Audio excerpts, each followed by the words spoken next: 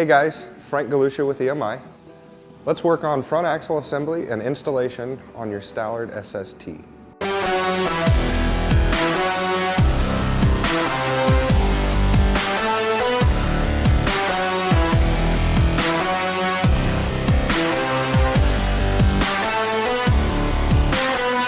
Let's assemble the front axle. You may use the front view in Figure A on page 6 as reference. Start by assembling all radius rods.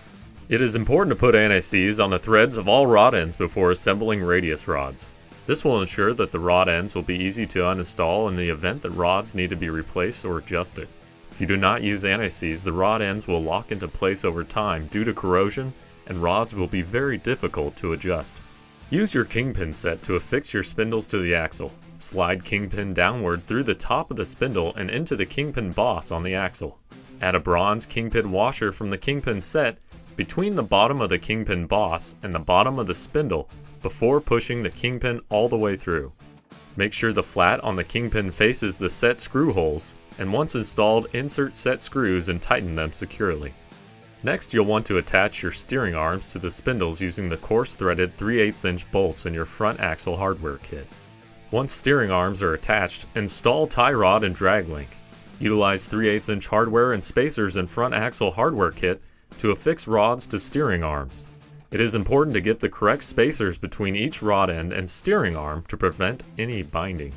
Start by finding a 1/4" spacer and attach one end of your tie rod to the right front steering arm, spacing it down 1/4" from the bottom of the arm and fasten securely. Affix the drag link to the left front steering arm, spacing it 1/2 inch above the arm.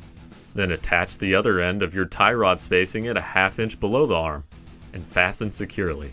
It is necessary to space your tie as suggested, due to the caster split built into the axle.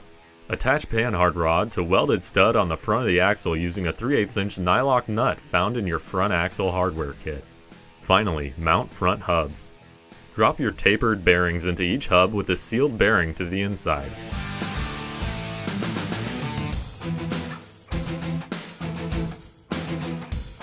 Once bearings are in each hub, slide the hubs onto each spindle and secure them with your spindle pinch nuts.